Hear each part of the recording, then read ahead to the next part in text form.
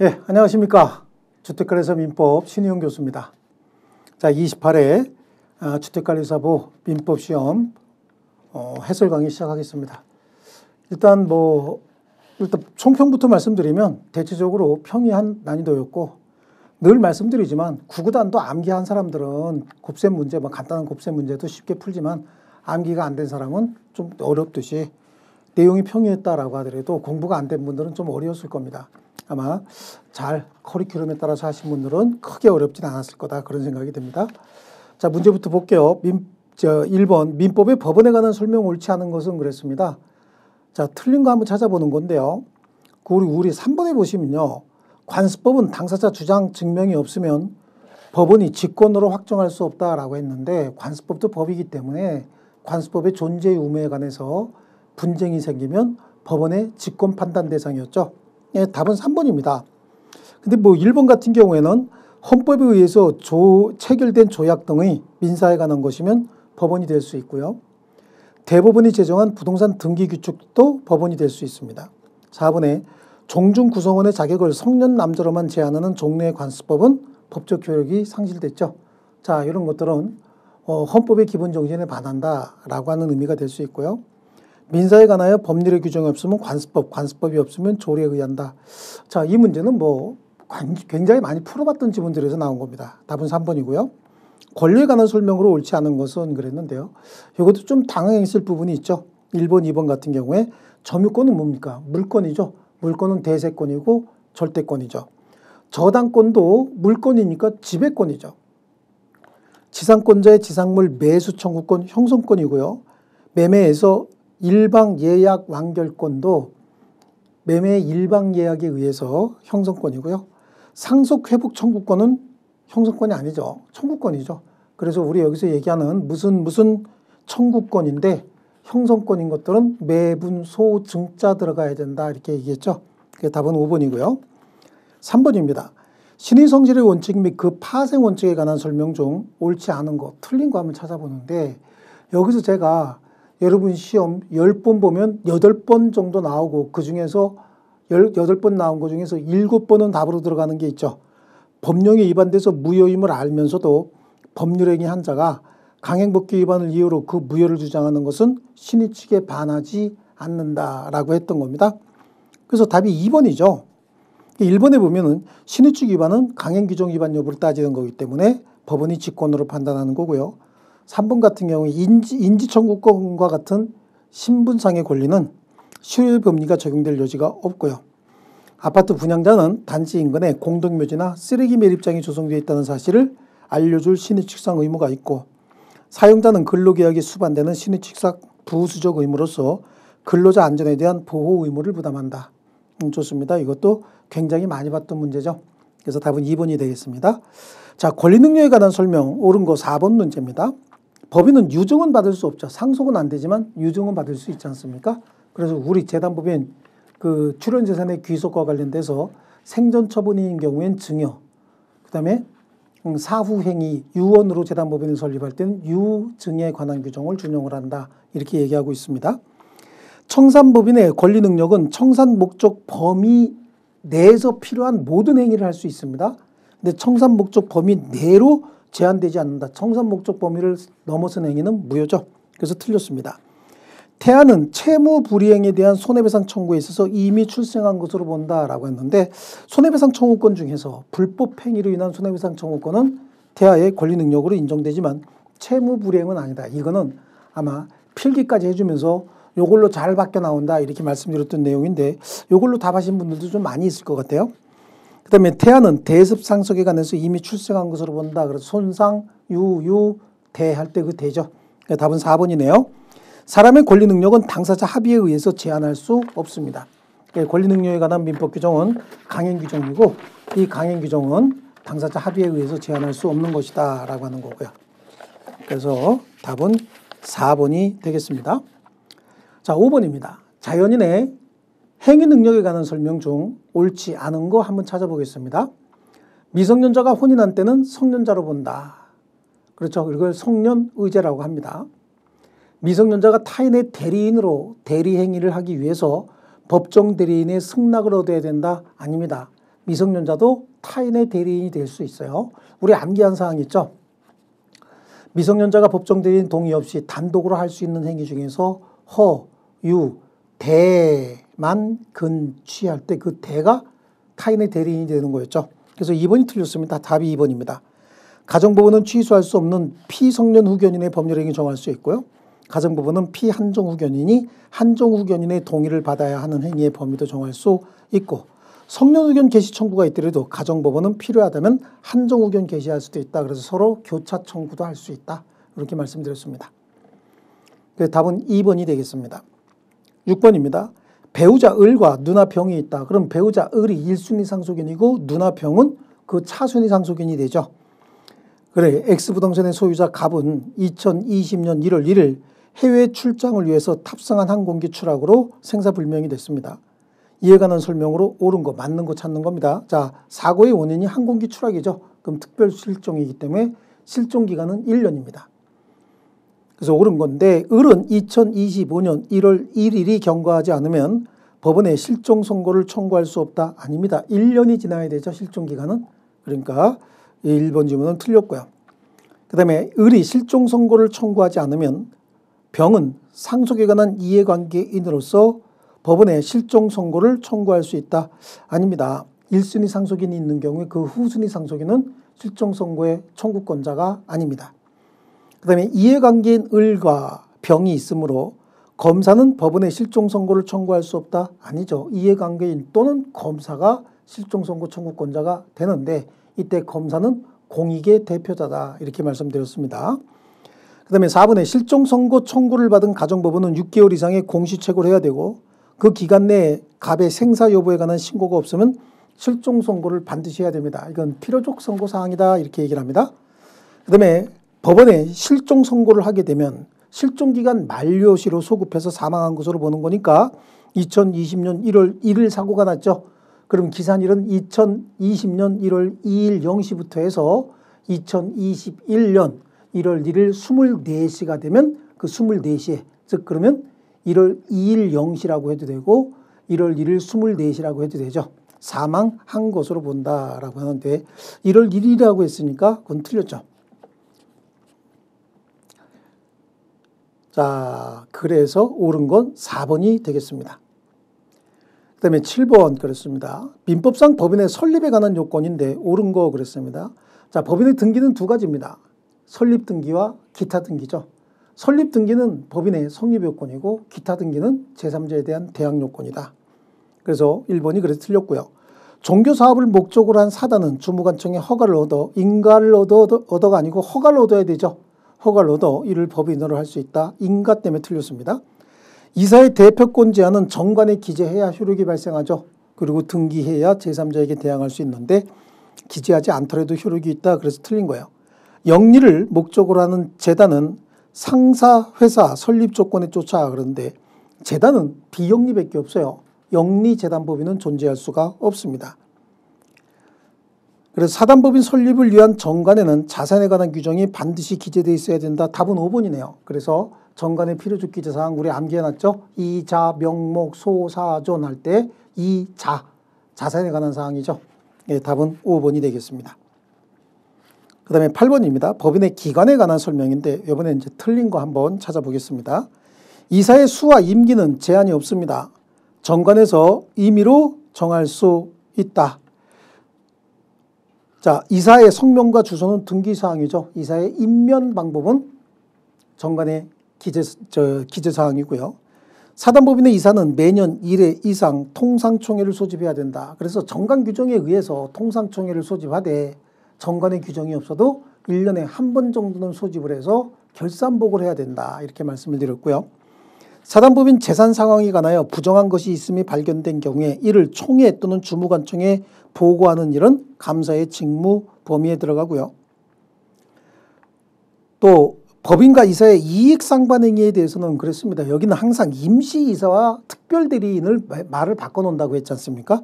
그래서 법원은 이해관계인 검사 청구에 의해서 특별대리인을 선임합니다. 임시이사는 법인의 이사가 없거나 이사의 결혼으로 인하여 법인에 손해가 생길 염려가 있을 때 선임하는 게 임시이사였죠.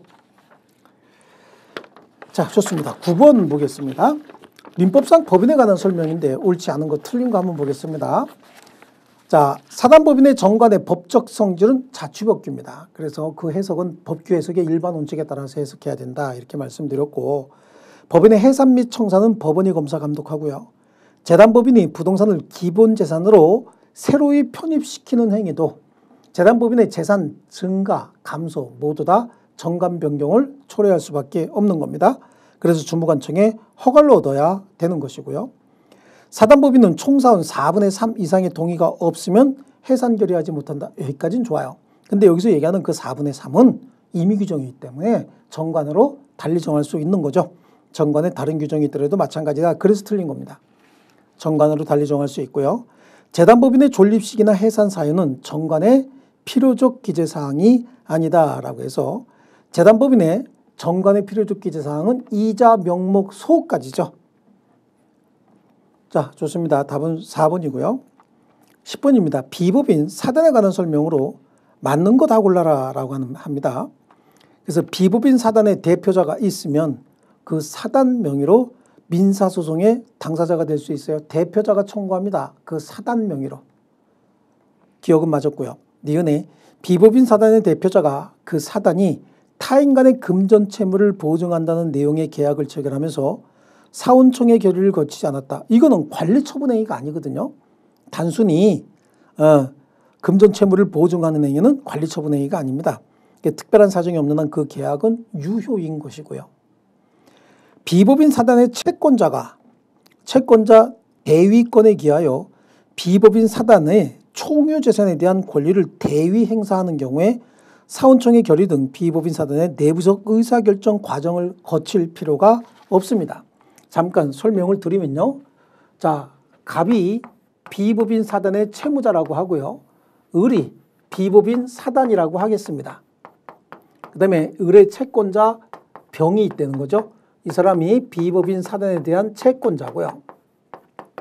그 다음에 비법인 사단에 대한 이 사람이 채무자인 거예요. 채무자인데 비법인 사단이 권리를 행사할 수 있음에도 불구하고 권리를 행사하지 않고 있습니다. 그럼 비법인 사단이 권리를 행사해서 재산을 증가시켜놔야 채권자가 비법인 사단으로부터 청구해서 뭔가 만족을 얻을 수가 있는데 권리를 행사하지 않고 있을 때 그때는 여기서 채권자가 비법인 사단을 대위해서 이 사람에게 채무자에게 너 빨리 사단에게 채무 변제해. 그래서 이 사단의 재산이 증가되면 채권 청구하려고 이렇게 대위 청구할 때는 얘한테 통지만 해주면 되는 겁니다. 여기서 비법인 사단은 내부적인 어떤 의결 같은 거 이런 거 필요 없습니다. 통지만 해주면 되는 거지. 여기에 대해서 무슨 내부적인 의사결정 과정. 여기서 이 채권자는 비법인 사단의 내부적인 기관이 아닌데 채권자가 채권자 대위권을 행사하는 것은 민법에 정해진 권리를 행사하는 겁니다. 그 사항을 통지 정도만 해줘도 충분하다. 그래서 디귿은 틀렸고 그러니까 답은 기억하고 니은 3번이 답이 되겠습니다. 자, 10번입니다. 물건과 권리에 관한 설명인데 이번에 옳은 거 맞는 거 한번 찾아볼게요. 한필 토지 일부에 지역권 설정할 수 있죠. 용익물권은 토지 일부 또는 건물 일부에도 용익물권은 설정할 수 있는 겁니다. 임목에 관한 법률에 의하여 소유권 보존 등기를 한 수목이 토지와 분리하여 저당권의 목적으로 할 수 있는 거죠. 그래서 임목법에 의해서 등기된 임목은 저당권 설정 대상이 되고 우리 토지와 별개의 부동산으로 취급할 수 있는 곳 지상에 4개, 지하에 하나 있을 때 그 지상에 4개, 맨 앞에 있는 게 건물이었고 그 다음에 있는 게 수목 내지는 수목이 집단이었는데 그 수목이 명인 방법을 갖추거나 임목 등기를 하게 되면 그 명인 방법과 임목 등기를 갖추게 되면 토지와 별개의 물건으로 취급되는데 얘네 둘의 차이는 임목 등기를 하게 되면 저당권을 설정할 수 있다. 하지만 명인 방법에 의해서는 저당권이 설정되지 않는다. 그런 설명을 드렸습니다. 또 온천권은 관습법상 물권이 아니죠. 우리 관습법상 제도 5개 중에서 물권은 관습법상 법정지상권, 분묘기지권, 동산의 양도담보권 이렇게 있고 관습법상 물권이 아니다라고 하는 것 대표적인 게 온천권, 사도통행권, 공원시설 이용권, 미등기 무허가 건물의 양수인에게 소유권에 준하는 관습상 물권 이런 것들은 인정할 수 없다는 거죠. 그 다음에 등기부상 한동 건물로 등기되어 있는 것의 일부에 대해서는 구분 등기하지 않으면 전세권 설정할 수 없다? 아닙니다. 구분 등기하지 않아도 한동 건물 일부에 대해서도 전세권 설정할 수 있고 등기도 가능하죠. 전세권에 관한 등기 얘기하는 거예요. 그 다음에 5번 구분 건물이 물리적으로 완성되기 전이라도 건축허가 신청 등을 통해서 장래 건축되는 건물을 구분 건물로 하겠다는 구분 의사가 객관적으로 표시가 되면 구분 행위의 존재를 인정할 수 있다. 그러니까 건물이 2개의 건물이냐 3개의 건물이냐 1개의 건물이냐라고 하는 건 그 건축주의 의사에 따라서 구분 의사가 있으면 그건 구분 건물이 될 수 있는 거예요. 의사에 따라서 결정이 되는 겁니다. 그래서 구분 의사가 객관적으로 표시가 되면 구분 행위의 존재를 인정해서 구분 건물로 될 수 있는 요건을 갖췄다고 하는 겁니다. 답은 5번이죠. 자, 그 다음에 12번입니다. 다음 중 준물권 행위에 해당하는 것은 그랬습니다. 자, 채권양도 이거 준물권 행위죠. 채권양도, 채무인수 이게 준물권 행위예요. 유실물 습득은 사실행위고요. 부담부 증여는 계약입니다. 계약. 지상권 설정행위다라고 하는 건 물권을 만들어주고 있는 거니까 물권행위고 매매에 의한 소유권 이전 행위도 소유권을 이전해준다. 이것도 물권행위죠. 답은 1번이 되겠습니다. 자, 그 다음에 13번 반사회 질서 법률행위에 해당하지 않는 것을 모두 고르시오 그랬습니다. 아닌 거 고르는 겁니다. 강제집행 면탈 목적 이거 나왔죠. 항상 나오는 거 강제집행 면탈 목적, 투기 목적, 세금 포탈 목적 이런 행위는 반사회적 행위가 아니라고 했는데 일단 기억은 반사회적 행위가 아니고요. 법률행위에 해당하지 않는 거 찾는 거니까 일단 기억 들어가야 되죠. 이미 매도된 부동산임을 알고 있는 자가 매도인의 배임행위에 적극가담해서 매도인과 체결한 저당권 설정 계약이다라고 하는데 이건 이중매매의 효력이 있죠. 이건 요번에 모의고사 보면서도 요 지문은 그대로 이중매매다. 그래서 무효다라고 하는 거 한번 봤고요. 산모가 우연한 사고로 인해 발생할 수 있는 태아의 상해에 대비하기 위하여 자신을 보험 수익자로 태아를 피보험자로 하여 체결한 상해보험계약. 태아를 위한 상해보험계약도 유효라고 말씀을 드렸죠. 그래서 이건 반사회적 행위가 아니기 때문에 기억 디귿 3번이 답이 되겠습니다. 자, 14번 통정허위 표시에 관한 설명 옳지 않은 건데 당사자가 통정하여 증여를 매매로 가정했다. 이거 은닉행위죠. 이 경우에 당사자가 내면적으로 의역한 증여는 유효죠. 표시된 매매는 무효입니다. 2번이요. 통정허위 표시로서 무효인 법률 행위에 따른 법률 효과를 침해하는 것처럼 보이는 채무 불이행이 있었답니다. 그래서도 무효인 법률 관계에 따른 법률 효과 침해는 없는 거죠. 침해가 없으니까 손해도 없는 거예요. 손해배상도 청구할 수 없는 것이고 통정허위 표시에서 제3자가 악이더라도 선의의 제3자에게는 대항할 수 없다고 했는데 제3자가 악이더라도 전득자가 선이라면 전득자에 대해서는 통정허위 표시의 무효를 주장할 수 없는 겁니다. 여기서 제3자 따질 때 자, 둘 사이의 법률행위가 통정허위 표시로서 무효였다. 한번 보시죠. 그래서 여기가 108조 위반해서 둘 사이의 법률행위가 무효였고 비록 이게 무효니까 얘 이름으로 혹시 부동산에 관해서 소유권 이전 등기가 됐다. 이것도 무효죠. 그런데 이 무효는 선의의 제3자에게는 대항할 수 없다. 그러니까 얘가 선의인 경우에는 이 무효로서 대항할 수 없는 거야. 근데 얘가 악이었다는 거예요. 그런데 여기로부터 다시 권리를 취득한 전득자가 선이었다. 그럼 여기서부터 이게 선의의 제3자가 되는 겁니다. 그래서 얘는 대항할 수 없다. 선의인 경우에 대항할 수 없지만 악의인 경우에 대항할 수 있었던 거 아닙니까? 그런데 여기도 또 선이라고 한다면 얘가 비록 악의인 경우에는 얘한테는 대항할 수 있지만 그 다음에 전득자가 선이면 얘가 선의의 제3자가 되는 거죠. 그래서 여기다가는 무효로서 대항할 수 없다. 이렇게 찾아내셔야 됩니다. 자, 그 다음에 파산 채무자가 뭐 여러 가지 얘기 나오고 있어요. 그 파산 관제인은 108조 2항의 제3자, 선의의 제3자, 파산 관제인은 언제나 선의의 제3자다. 이렇게 말씀드렸습니다. 그래서 답은 4번이 되겠고요. 그 다음에 채무자의 법률행위가 통정허위 표시로서 무효인 경우에도 채권자 취소권의 대상이 될 수 있다. 그래서 틀린 건 4번이 되겠습니다. 그 다음에 15번입니다. 부동산 매매계약에서 쌍방 당사자가 X토지를 매매 목적물로 삼았지만 목적물 지분에관해서 착오를 일으켜서 계약서상 그 목적물을 X토지와 별개인 Y토지로 표시했대요. 이때 X토지를 매매 목적물로 한다는 쌍방의 의사합치가 있는 이상 매매계약은 X토지에 관해서 성립한 것으로 보아야 한다. 이거 오표시 무효의 원칙 아닙니까? 이거 자연적 해석이죠. 우리 자연적 해석에 뭐뭐 있었어요? 신상 R5 있었죠. 신상 R5 중에서 이게 오표시 무효의 원칙이었어요. 그래서 자연적 해석 이렇게 해야 됩니다. 신상 R5 그때 오표시 무효의 원칙. 답은 2번이죠. 자, 그 다음에 16번입니다. 착오에 의한 의사표시에 관한 설명으로 옳지 않은 거 틀린 거 한번 찾아보겠습니다. 틀린 겁니다. 상대방이 표의자의 착오를 알고 이용을 했답니다. 표의자는 자신에게 중대한 과실이 있어도 취소할 수 있다. 자, 일단 착오에 의한 의사표시는 유효인데 중요 부분에 관한 착오가 있어서 경제적 손실이 크면 취소할 수 있는 것이고 이렇게 경제적 손실이 암만 크더라도 표의자에게 중대한 과실이 있으면 취소하지 못한다라고 했지 않습니까? 여기는 표의자에게 중요 부분에 관한 착오가 중대한 과실로 생기면 그럼 취소하지 못한다고 해야 되는데 비록 표의자에게 중대한 과실이 있어도 상대방이 이를 알고 이용까지 했답니다.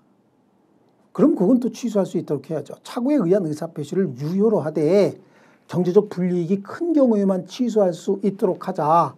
그것도 중과실이 있으면 취소하지 못하도록 하자라고 하는 건 거래 안전을 지키기 위한 조치인 것이죠. 그런데 상대방이 착오에 의한 의사표시는 기본적으로 표의자도 자신의 의사표시의 불일치를 모르고 상대방도 몰랐기 때문에 유효로 하자라고 하는 취지거든요.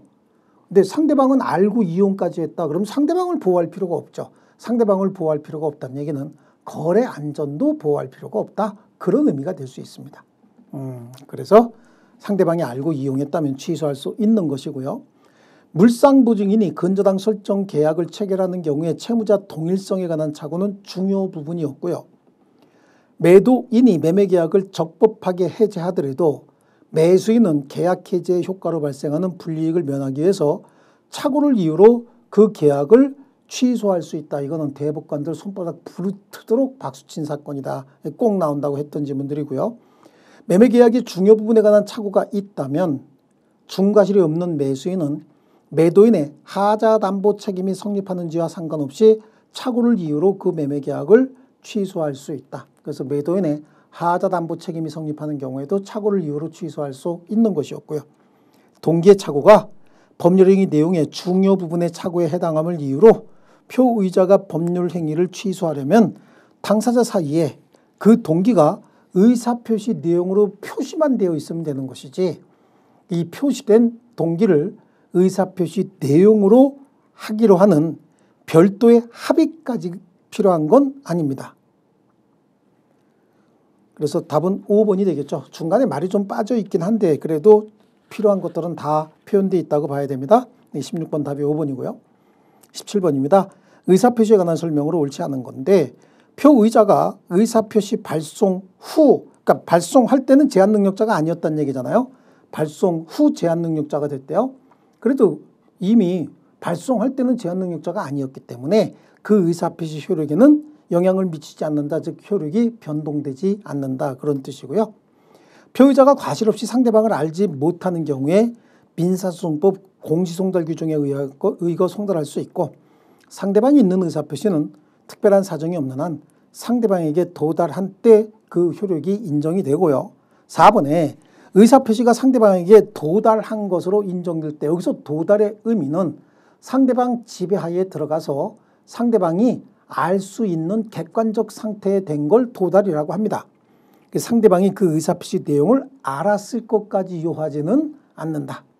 4번이 틀렸고요. 의사표시 상대방이 제한 능력자로서 의사표시 받았으나 법정 대리인이 그 사실을 알지 못한 경우에는 의사표시자는 그 의사표시로 대항할 수 없다. 그래서 원칙적으로 의사표시를 수령한 자가 제한 능력자인 경우에는 표의자는 그 의사표시로서 대항할 수 없는데, 다만 법정 대리인이 그 도달 사실을 안 때는 그때부터 대항할 수 있는 거였잖아요. 그러니까 5번 내용은 맞는 거고요. 그리고 답은 4번이 되겠습니다. 17번에는요. 18번. 자, 대리에 관한 설명으로 옳지 않은 건데, 복대리인은 그 권한 내에서 자신을 선임한 대리인을 대리한다가 아니라 복대리인은 비록 대리인이 선임했지만 본인의 대리인입니다. 본인을 대리한다고 해야 됩니다.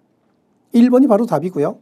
2번에 권한을 정하지 않은 임의 대리인은 물건의 성질이 변하지 않는 범위 내에서 계량행위, 즉 보존 이용 계량행위 중에서 이용 계량행위는 물건이나 권리의 성질이 변하지 않는 범위 내에서 해야 되기 때문에 맞는 지문이고요. 피한정 후견인도 대리인은 될 수 있죠.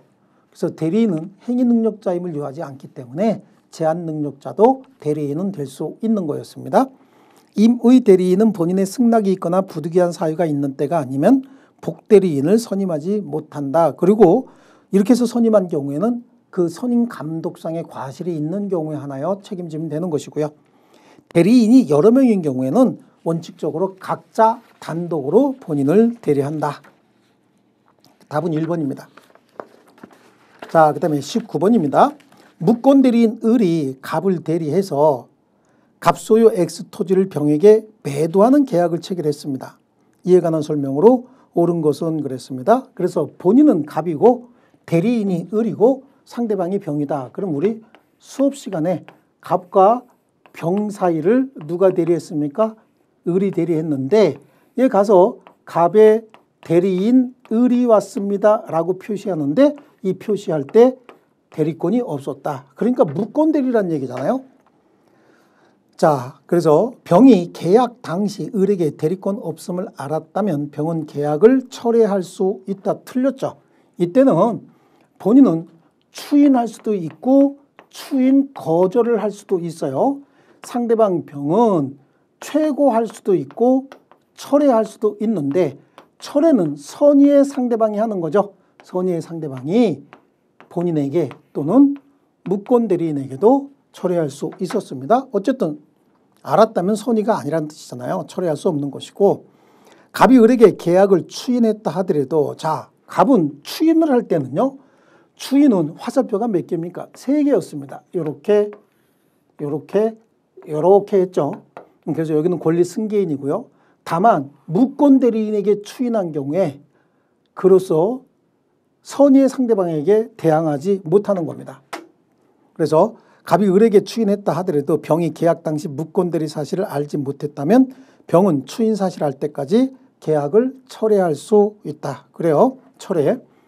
상대방에게 대항하지 못하는 거기 때문에 그 답은 2번이 맞았습니다.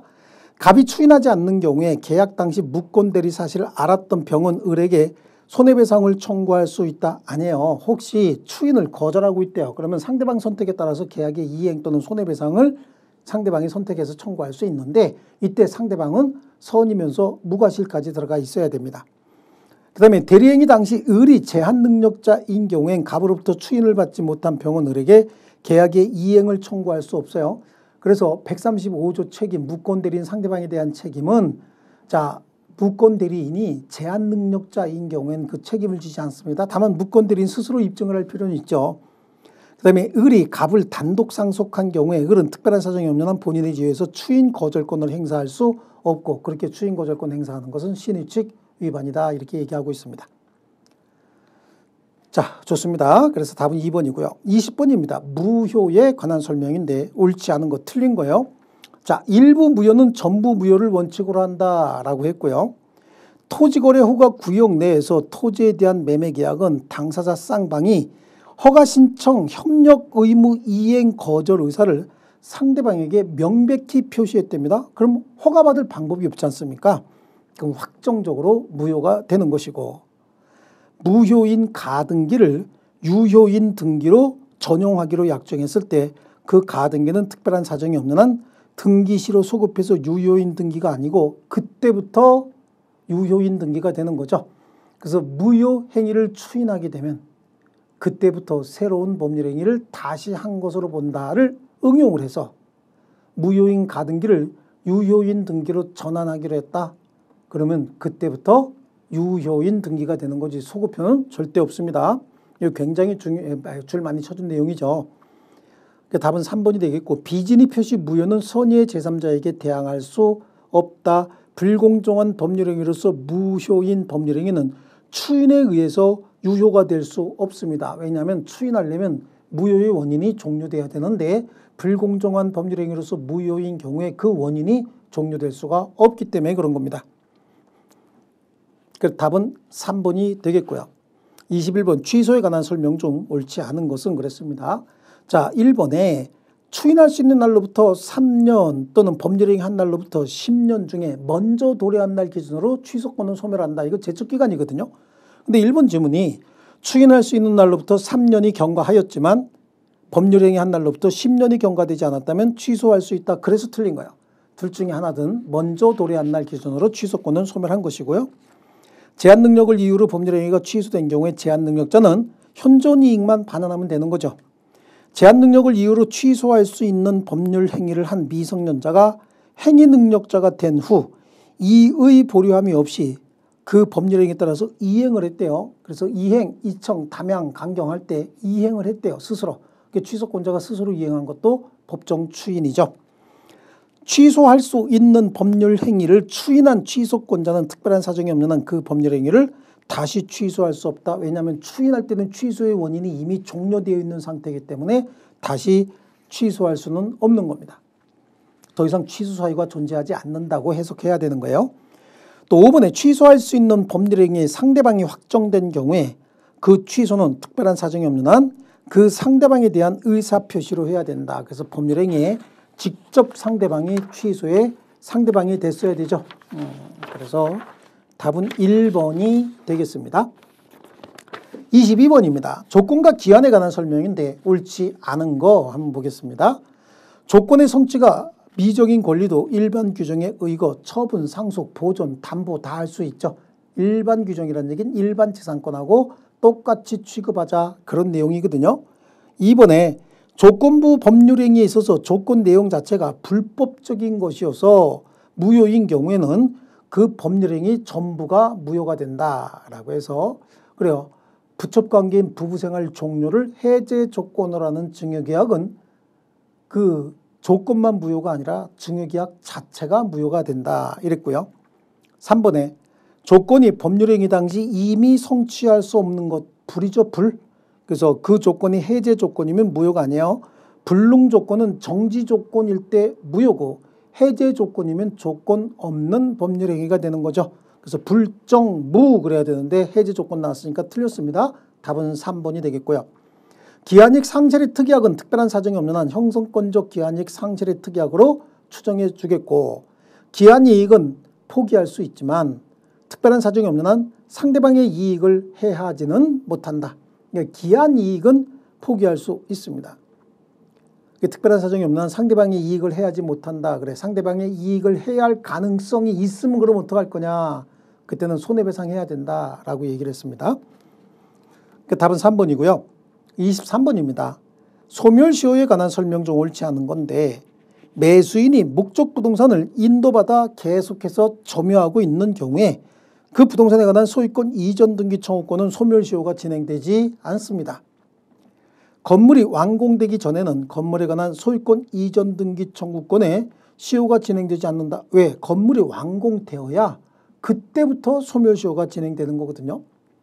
그래서 이건 이제 우리 책에 건물이 완공됐을 때 그 건물에 대한 소유권 이전 등기 청구권은 건물이 완공된 때로부터 진행한다라고 하는 지문이 있어요.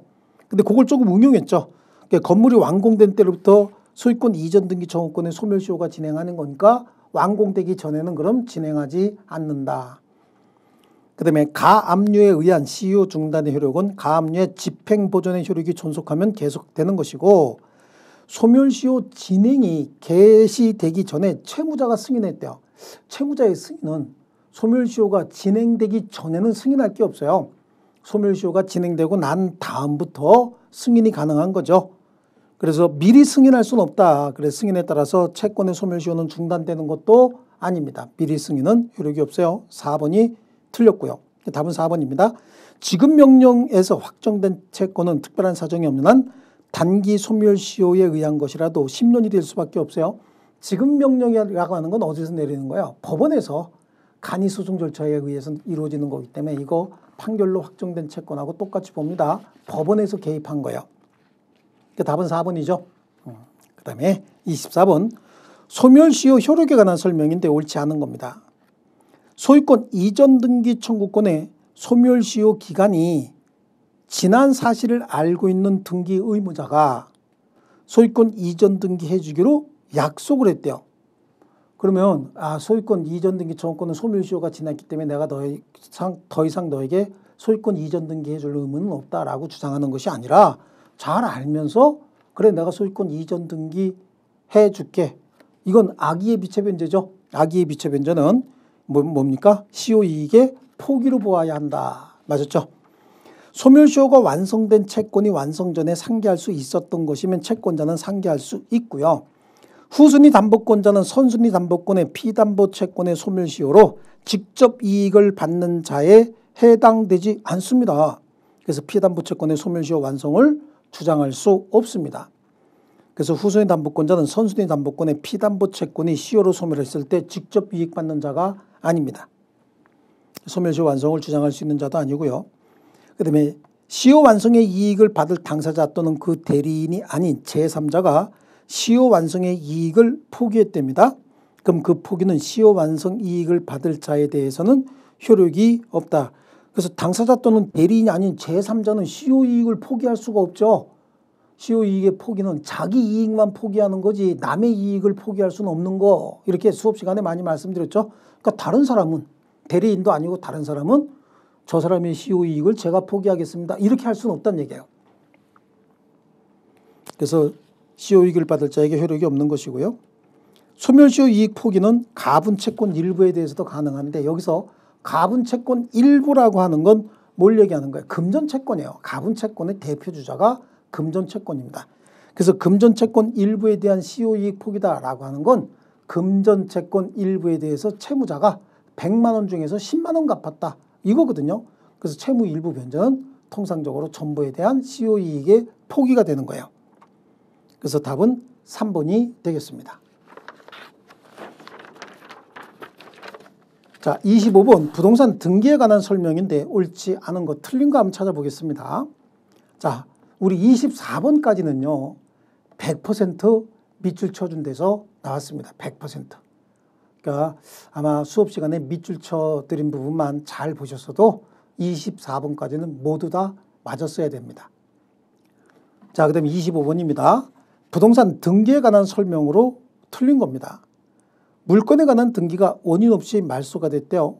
그 물건의 효력에는 아무런 영향을 미치지 않는다. 그래서 등기가 원인 없이 말소가 됐다라고 해서 물건마저 소멸하는 건 아닙니다.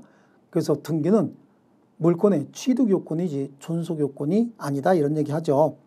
소유권 이전 등기 명의자는 그전 소유자에 대하여 적법한 등기 원인에 의해서 소유권을 취득한 것으로 추정이 된다. 그래서 우리 등기의 추정적 효력에 절대, 권, 원불, 절차, 대리권, 권리, 원인, 불이익에 대해서도 추정이 된다. 그래서 지금 원인이 나왔고요. 사망자 명의로 신청해서 이루어진 소유권 이전 등기, 사망자는 등기 신청할 수가 없어요. 그래서 특별한 사정이 없는 한 무효입니다. 자, 그 다음에 등기된 토지 임차권은 임차권이지만 등기할 수 있죠. 제3자에게 대항할 수 있는 것이고, 소유권 이전 등기 청구권 보존을 위한 가등기가 있으면, 가등기는 무슨 등기예요? 가짜 등기라 그랬죠. 가등기 자체로는 아무런 효력이 없기 때문에 당사자 사이에 어떤 법률 관계가 존재할 것이다 라고 하는 추정적 효력도 없습니다. 본등기 시 본등기의 순위를 보존하거나 가등기가 원인 없이 말소됐을 때 말소 회복 등기 청구 정도는 할 수 있는 거겠죠. 답은 5번이 되겠습니다. 5번 틀렸습니다. 자, 26번 자주점유에 관한 설명인데 이번에 옳지 않은 거 틀린 거 한번 보겠습니다. 부동산에 관한 자주점유의 추정은 그 점유하고 있는 자가 누가 됐든 비록 국가, 공적장부의 관리 주체인 국가나 지방자치단체일지라도 추정적 기록은 그대로 인정이 되는 것이고 타인의 물건을 관리하기 위한 점이다. 여기서 관리하기 위한 점이다라고 하는 건 위임받았다는 얘기죠. 그럼 이거는 자주점유가 아니죠. 위임받았으면 타주점이죠. 그래서 점유 권한의 성질상 자주점이다. 그게 틀렸습니다. 그 다음에 2분의 1, 공유자 1인이 그래요. 그냥 2분의 1이라고 가정을 할게요. 공유부동산 전부를 점유하고 있대요. 그러면 다른 공유자의 지분 범위 내에서는 타주점이죠. 2분의 1 가지고 있으면 2분의 1만 자주고 지분을 초과된 부분은 타주점유가 되는 거고요. 타주점유자가 그 명의로 소유권 보존 등기를 조용히 가서 격려했대요. 타주가 자주로 바뀌려면 자신에게 점유를 시킨 자에게 소유 의사가 있음을 명시적으로 표시해야 됩니다. 혼자 조용히 가서 소유권 이전 등기를 격려한 것만 가지고는 타주가 자주로 변경됐다고 볼 수 없고요. 자주점유는 소유자와 동일한 지배를 사실상 하려는 의사를 가지고 있는 점유를 말하는 것이지 소유권이 있다는 점유는 아닌 거야. 소유자와 똑같은 의지를 가지고 점유하겠다. 즉 임대차 계속 중에 임차인이 매매계약을 체결하고 소유의 의사로 점유하는데 소유권 이전 등기는 1년 있다 해주기로 했다. 그럼 소유권 이전 등기는 1년 있다 하니까 1년 후에 소유권을 취득한다. 즉 아직은 소유자가 아니지만 내가 매수한 물건이니까 나는 소유자처럼 행동하겠다. 그리고 점유하면 그게 자주점유가 되는 겁니다. 그래서 답은 2번이 되겠습니다.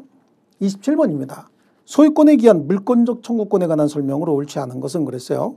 소유권 이전 등기를 마치지 않은 매수인은 아직 소유권 이전 등기를 마치지 않은 매수인이니까 소유자가 아니죠. 직접 소유권에 기한 방해, 제거 청구할 수 없습니다. 아직 소유자가 아니기 때문에 소유권에 기한 물권적 청구권은 행사할 수가 없는 것이겠죠. 또 소유권에 기한 물권적 청구권 소멸시효 대상 아닙니다. 그 다음에 건물 소유자가 건물 소유를 통해서 타인 소유 토지 전부를 불법 점유하고 있는 경우에 그 토지 소유자는 특별한 사정이 없는 한 건물 소유자에게 건물 철거 청구할 수 있죠. 그래요. 그래서 무단 불법 건물을 가진 자에게 지상 건물 철거하고 토지 반환해라라고는 청구하지만 퇴거를 청구할 수는 없는 거 아니겠습니까? 그래서 철거는 청구할 수 있는 거예요. 불법 점유자라 할지라도 물건을 다른 사람에게 인도하여 현실적으로 점유하고 있지 않는 자, 이거는 점유 상태가 종료된 자죠. 침해 상태가 종료된 자예요. 이 자에게는 소유물 인도 청구할 수 없습니다. 소유권에 기한 방해 배제는 현재 계속되고 있는 방해 원인을 제거하는 것을 내용으로 해야 된다. 방해 결과가 아닌 방해의 원인을 제거해야 된다라고 하는 거고요. 그 답은 4번이 되겠습니다. 자, 그 다음에 28번 공유에 관한 설명인데 틀린 거 한번 보시겠습니다. 공유자의 지분은 특별한 사정이 없는 한 균등한 것으로 추정한다. 그래요. 공유에 관해서는 등기부에 등기가 들어갈 텐데 지분이 등기가 될 텐데 지분이 표시되지 않았다? 그러면 균등한 것으로 균등하니까 지분을 표시하지 않아도 문제가 안 생기는 거죠. 그래서 그렇게 추정이 되는 거고 기억은 일단 맞습니다. 니은 부동산 공유자의 공유지분 포기에 따른 등기는 해당 지분에 관하여 다른 공유자 앞으로 소유권 이전 등기하는 형태가 되어야 한다 그랬어요. 그래 지분의 포기는 의사표시 아닙니까? 의사표시이기 때문에 법률 행위에 관한 부동산에 관한 물권의 득실 변경이기 때문에 다른 사람 앞으로 등기까지 되어야 되는 것이고요. 공유물을 단독으로 점유하고 있는 소수 지분권자는 공유물 관리를 위한 과반수 지분권자의 공유물 인도 청구를 공유물에 대한 사용 수익권이 있다고 거부할 수 없습니다. 그렇죠. 과반수 지분권자는 그 지분에 의해서 공유물의 관리 방법을 다른 소수 지분권자의 동의 없이 결정할 수 있기 때문에 소수 지분권자가 목적물을 점유하고 있으면 과반수 지분권자가 내가 이런 방식으로 관리할 테니까 너 나가라 그러고 쫓아내버릴 수 있습니다. 그래서 기억, 니은, 디귿 모두 맞았네요. 그 다음에 29번 민법상 상린관계에 관한 설명 중 옳지 않은 것은 그런데 이 문제는 정말로 어처구니 없는 문제가 나왔어요. 비록 민법 규정에 있다 하더라도 기역과 니은 같은 경우는요. 이거는 민법에서 다루지 않는 내용입니다. 근데 이제 이걸 냈어요. 그래서 틀린 건데 토지 주변의 소음이 사회 통념상 수인의 한도를 넘지 않는 경우에도 수인의 한도를 넘는다는 얘기 뭐야? 참지 못할 정도다. 그런데 그럼 참지 못할 정도가 아니다. 그럼 받아들여야 된다는 얘기잖아요. 그 토지 소유자는 소유권에 기하여 소음 피해의 제거를 청구할 수 있다? 아닙니다. 이렇게 시끄러워서 못 견딜 정도다라고 해야 야 소리 좀 소음 좀 그만 내라라고 하는 거지. 잘 뭐 참을 정도 그다지 크게 소리가 나지 않는다. 근데 그거에 관해서 소음 피해 제거를 청구할 수는 없습니다. 기억은 틀렸습니다. 그다음에 토지 소유자가 부담하는 자연 요소, 그러니까 자연적으로 흐르는 뇌물 같은 거 얘기하는 거예요. 자연 요소의 승수 의무에는 즉 내 땅의 물이 지나가는 길에 내 땅이 있다라고 하는 거죠. 그래요. 그래서 국어 같은 걸 얘기하는 거예요. 국어 같은 거요. 이런 적극적으로 자연 요소의 소통을 유지할 의무까지 포함되는 건 아닙니다. 그 소통 유지까지 한다는 얘기는 거기 물길을 계속해서 관리해야 된다 그런 건 아니에요. 자연적으로 물길이 바뀌면 그대로 놔두는 거죠. 이렇게 이제 니은 같은 경우는요. 과거에 우리가 농업국가로서 농업용수를 확보하기 위해서 필요했던 민법 조문이에요. 근데 지금은 이거 전혀 사용하지 않기 때문에 지금은 이런 거에 관해서 민법에서 다루지 않습니다. 소송도 한 건도 안 되고 민법은 실체법 아닙니까? 실생활에서 적용되지 않는 규정이에요. 근데 이제 나왔습니다.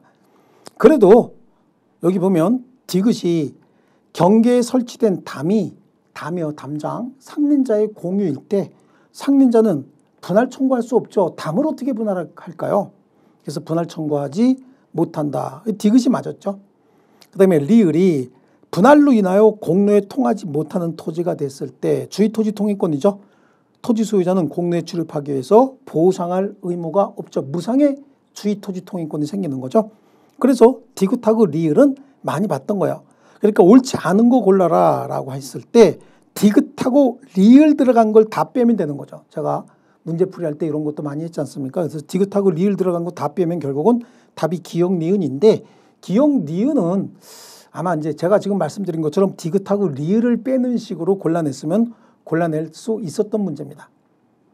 그래서 29번 같은 경우는 좀 어처구니 없는 문제이긴 하지만 그래도 뭐 디귿하고 리을 때문에 답을 고를 수 있지 않았을까. 어떻게 보면 이 문제가 좀 어려운 문제다. 뭐 이렇게 볼 수도 있습니다. 이런 문제를 자꾸 우리 주택관리사 시험에만 이런 문제들 어처구니 없는 문제들을 자꾸 내는데 이건 조금 좀 지양해야 됩니다. 이런 것들은 우리 출제 교수님들이. 그다음에 30번 전세권에 관한 설명인데요. 옳지 않은 거예요. 전세권자는 목적물 현상 유지하고 통상 관리에 속한 수선하여야 된다. 이거 전세권자로 나왔으면 맞는 거예요. 틀린 지문은 전세권 설정자로 늘 바꿔놓는다라고 했고요. 전세권자는 특별한 사정이 없는 한 전세권 설정자 동의 없이 전세권을 타인에게 양도할 수 있습니다. 원칙적으로 전세권 물권이죠. 물론 설정행위로 금지할 수는 있어요. 근데 설정행위로 금지하는 걸 특별한 사정이라고 하잖아요. 그러니까 설정행위로 금지하지 않는 한 그렇게 해석이 가능한 거죠. 타인에게 양도할 수 있어요. 그래서 특별한 사정이라고 하는 건 설정행위로 금지하는 걸 특별한 사정이라고 하는데 설정행위로 금지하지 않았다. 특별한 사정이 없다. 같은 말이죠. 그러면 타인에게 양도할 수 있는데 물권 양도니까 물권 설정자인 소유자 동의받을 필요 없습니다. 전세 목적물의 인도는 전세권의 성립 요건이 아니기 때문에 일단 채권 담보 목적으로 전세권을 설정하고 추후에 목적물을 인도받으면 전세권을 설정할 수 있는 거예요. 전세 목적물에 대한 사용수익 본능을 배제하고 채권 담보만을 목적으로 전세권 설정 등기할 수는 없습니다. 또 전세권이 갱신 없이 존속기간이 만료되면 전세권의 용익 물권적 권능은 전세권 설정 등기 없이도 설정 등기 말소 없이도 당연히 소멸하게 된다. 그래서 용익권은 존속기간이 만료가 되면 말소 등기 없이도 용익 물권은 그냥 소멸하게 되는 겁니다. 답은 2번이었습니다. 자, 이것도 많이 다뤘던 내용이죠. 그래서 29번을 제외하고는 많이 다뤘던 내용들입니다. 그 다음에 31번 보겠습니다. 민사, 유치권에 관한 설명인데 옳지 않은 것 그랬습니다. 유치권이요. 유치권 배제 특약이죠. 특약은 계약 아닙니까? 당연히 조건 붙일 수 있습니다.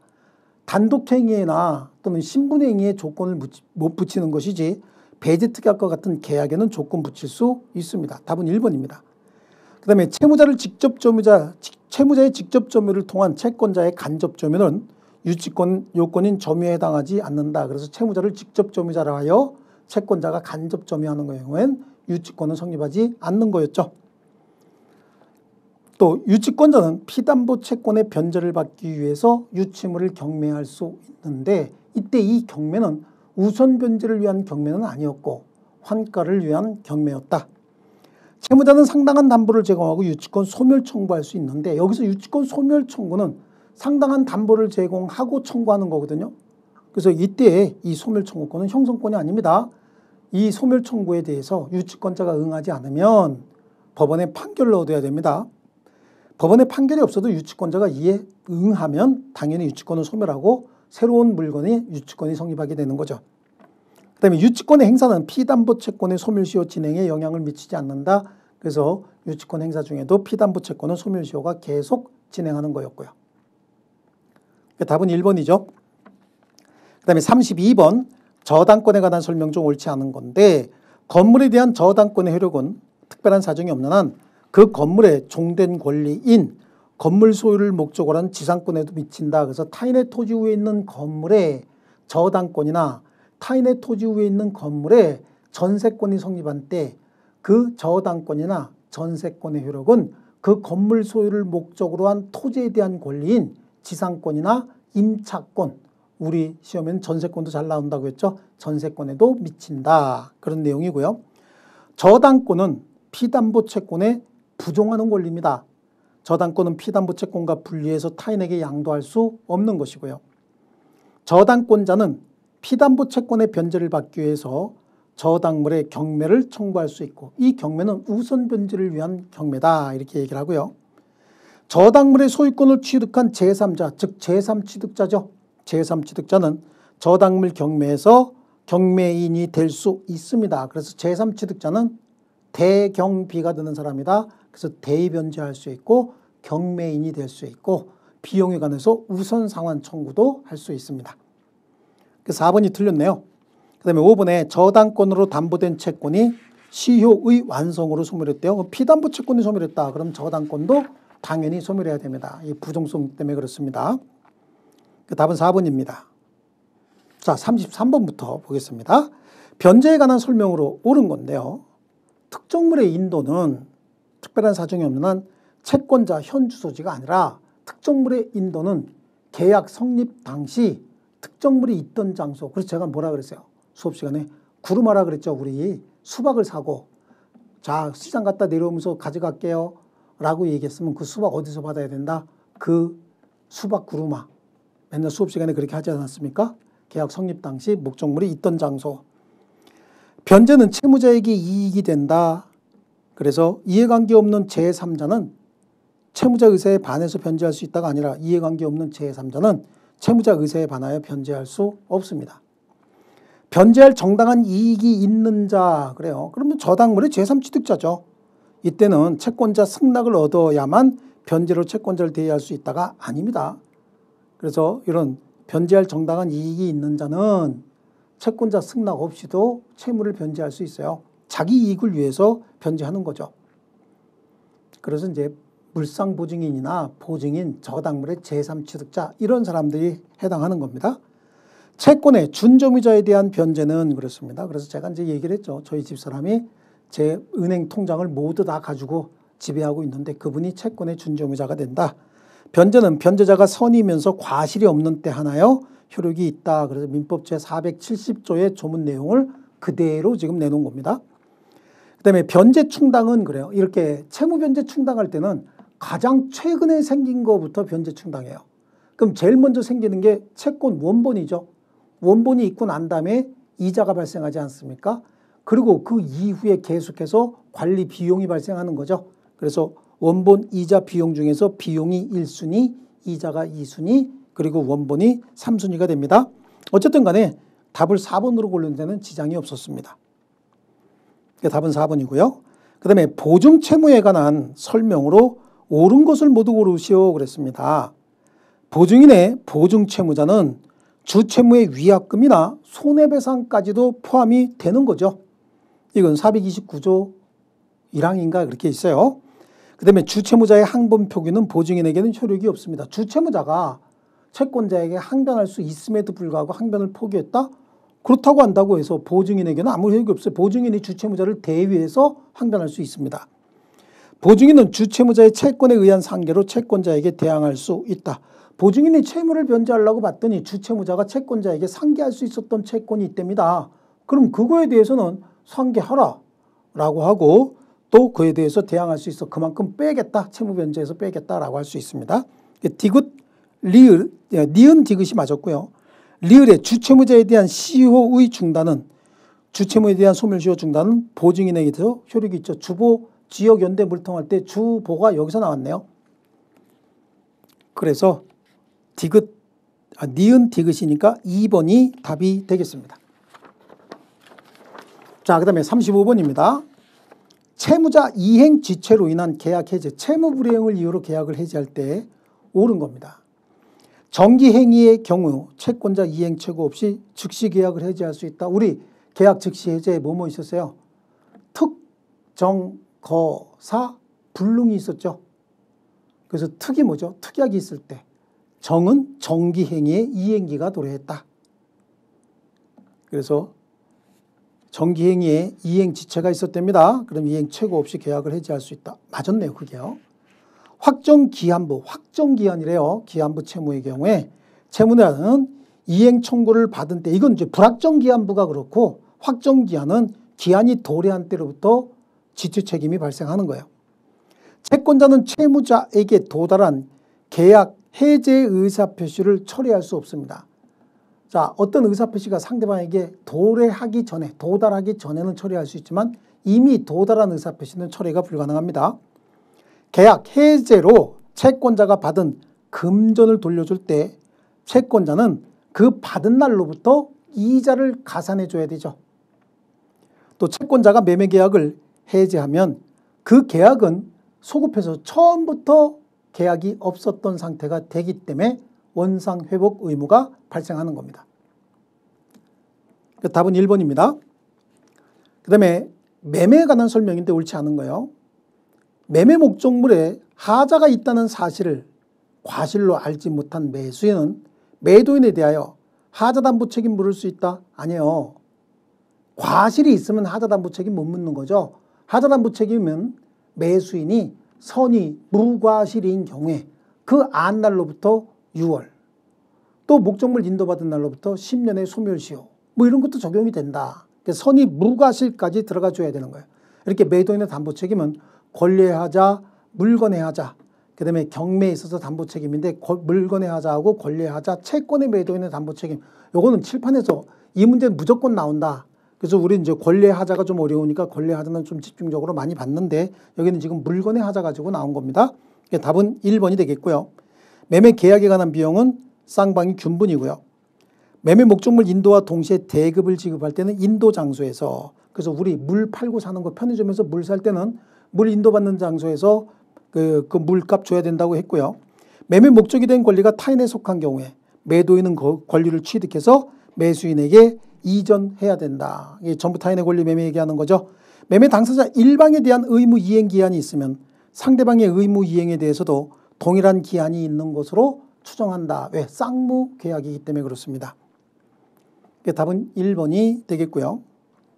37번 민법상 건물 소유를 목적으로 한 토지 임차이네요.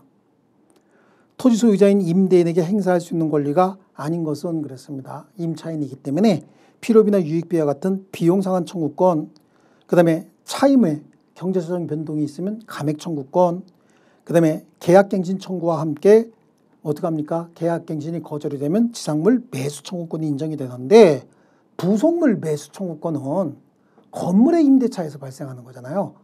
그래서 이것도 좀 틀린 분이 있을 것 같은데 좀 허를 찔렸죠. 너무 쉬워서 허를 찔리는 그런 문제였던 것 같습니다.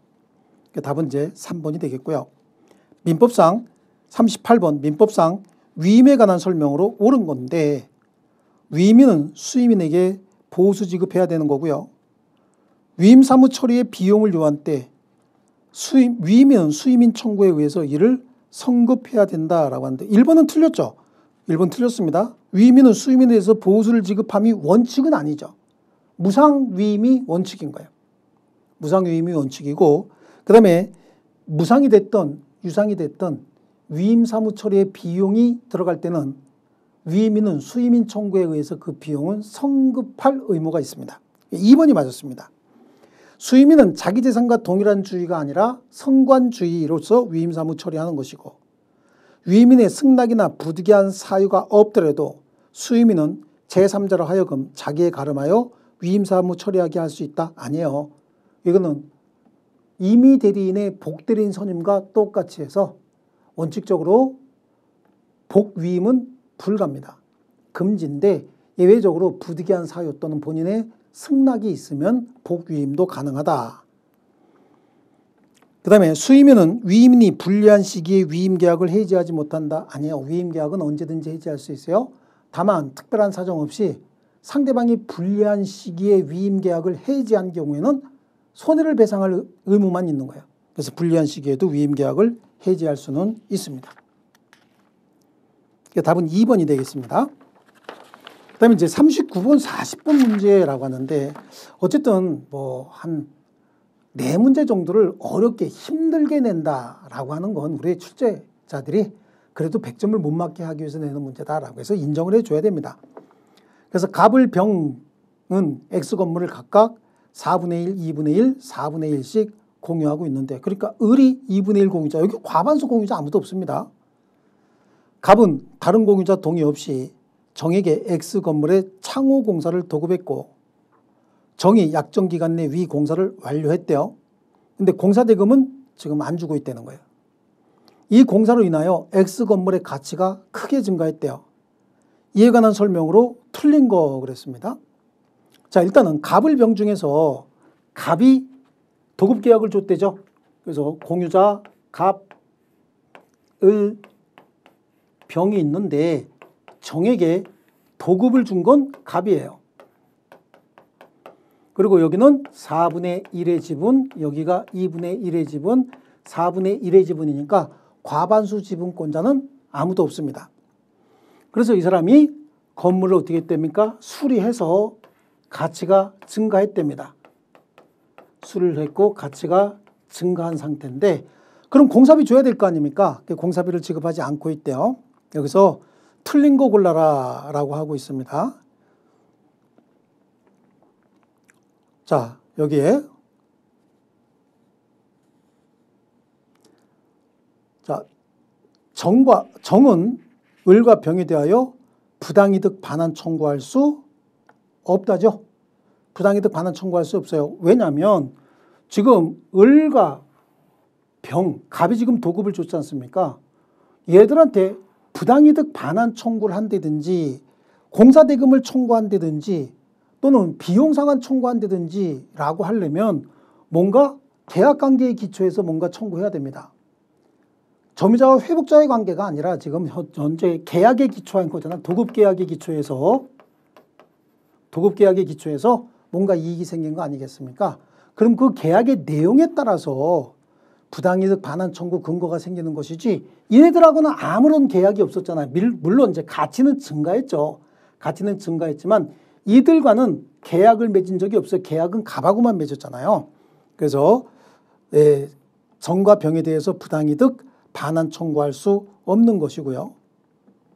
그 다음에 정은 을과 병에 대하여 점유자와 회복자의 관계에 기한 유익비 상환 청구도 불가능합니다. 유익비 상환 청구도 당연히 점유자와 회복자는 내부적인 법률관계가 없을 때 적용하는 것이고 내부적인 법률관계가 있으면 그 법률관계에 기초해야 되거든요. 근데 얘네들도 도급계약을 맺은 거 아닙니까? 이게 도급계약을 맺은 거기 때문에 이 도급계약이 기초해서 유익비 반환 청구를 하려면 누구에게 해야 됩니까? 갑에게 해야죠. 계약의 기초가 당사자가 됐던 갑에게 청구해야 되고요. 을과 병은 각각 지분에 상응하는 도급계약에 따른 공사대금을 정에게 지급해야 된다. 똑같습니다. 얘네들하고는 계약을 맺은 적이 없죠. 계약과 관련된 청구를 해야 되는데 둘 사이에는 계약이 없었기 때문에 예, 거기서 공사대금을 지급할 의무도 없고 그럼 뭘로 해결해야 되느냐라고 하는 거예요. 유치권이에요. 여기서 수리비 그리고 가액의 증가가 됐든 안 됐든 관계없이 수리비를 기초로 해서 정은 유치권을 주장할 수는 있는 겁니다. 유치권을 주장해서 인도 거절하는 건 모르겠으나 뭐 계약의 당사자인 갑이 아닌 을이나 병에 대해서는 아무것도 청구할 수 없어요. 계약의 기초가 없습니다. 이네들 사이에는. 그래서 이 39번은 저도 한참 좀 헤맸습니다. 그런데 한참 생각을 했어야 되는 문제였었어요. 자, 그 다음에 40번입니다. A 회사에 그래서 답은 5번이 되겠죠. 39번은 답이 5번이 되겠습니다. 자, 그 다음에 40번 A 회사에 근무하는 책임 능력 있는 미성년자입니다. 책임 능력 없는 책임 무능력자가 아닌가요? 미성년자 갑은 퇴근 후 함께 사는 아버지 을의 오토바이를 몰래 타고 친구를 만나러 가던 중 신호위반해서 병을 치어서 즉사하게 했다. 이에 관한 설명으로 옳지 않은 것, 틀린 거 한번 골라낼 텐데요. 갑은 병의 사망에 대해서 불법행위 책임지는 거죠. 그 다음에 병의 사망으로 인한 손해발생과 을의 감독 의무 위반이 상당 인과관계가 있으면, 인과관계는 뭔지 따질 필요가 없습니다. 그냥 우리 민법이 상당 인과관계가 있으면 을은 일반 불법행위 책임을 진다. 왜 그러냐면 오토바이가 을의 오토바이거든요. 그러면 아들 갑이, 미성년자인 아들 갑이 이걸 자주 타고 논다라고 하는 걸 알았으면 시건장치를 잘 해놔서 함부로 끌고 나가지 못하게 했어야 되는데 그 관리를 잘못했다. 그렇다고 한다면 오토바이의 주인인 아버지 을도 일반 불법행위 책임을 질 수밖에 없습니다. 일반적인 불법행위 책임이 되는 것이고요. 이때 A는 회사의 주인, 뭡니까? 사용자죠. 사용자는 병에게 사용자 책임을 지는 겁니다. 사용자 책임을 져서 손해배상할 의무가 있죠. 손해배상하고 난 다음에는 갑에게 구상권을 행사하는 것이지 연대에서 사용자 책임을 지는 건 아니다. 이렇게 보셔야 됩니다. 근데 이건 이제 이런 경우에는 부진적 연대 관계가 성립할 수도 있다는 게 우리 판례인데 여기는 민법 조문에 그냥 사용자 책임을 져서 손해배상을 하고 그 대신 그 원인이 있는 자에게 구상권 행사할 수 있다. 이렇게 되기 때문에 3번이 답이 돼야 되겠고요. 병의 배우자는, 즉 사망한 병의 배우자 얘기하는 거예요. 재산상 손해가 없어도 갑에 대해서 위자료를 청구할 수 있습니다. 그래서 생명침해로 인한 위자료는 재산상 손실이 없는 경우에도 청구할 수 있는 거였습니다. 그 다음에 위사고와 관련돼서 병에게 과실이 있다. 그 불법 행위를 이유로 손해배상을 따질 때 얘기하는 겁니다. 그럼 특별한 사정이 없는 한 과실상계에 관한 민법 규정이 적용이 되고 이 과실상계는 당사자가 주장하지 않아도 법원에서 직권으로 판단해서 상계를 해줘야 된다라고 하는 거죠. 그래서 이 40번 문제도 그 3번 지문이 약간 혼란스럽게 나와 있어가지고 조금 헷갈릴 수는 있었는데 어쨌든 사용자 책임은 사용자가 먼저 손해배상을 하고 또 가해자에게 구상권을 행사하는 형태가 되기 때문에 연대 채무다라고 하는 데서는 틀렸다고 봐야 됩니다. 자, 이렇게 해서 문제풀이 다 했습니다. 그래서 40번은 답이 3번인데 여기에서 조금 어렵다라고 하는 게 이 39번 문제하고 40번, 그 다음에 우리 앞에서 봤던 상린관계 문제 있죠. 이런 세 문제 정도는 조금 의외에 허를 찔린 문제고 그래서 그 상린관계하고 39번 정도를 제외하고 40번도 1번, 2번, 4번, 5번이 너무 확실하기 때문에 3번을 답으로 골라야 되는 데는 뭐 이견이 없을 것 같은데 그래도 여러분들 1년밖에 공부 안 하신 분들이기 때문에 조금 어렵다고 볼 수 있었겠네요. 자, 여러분 수고 많이 하셨고 이번 시험은 아마 결과가 좋을 거라고 기대를 해보겠습니다. 수고 많이 하셨습니다.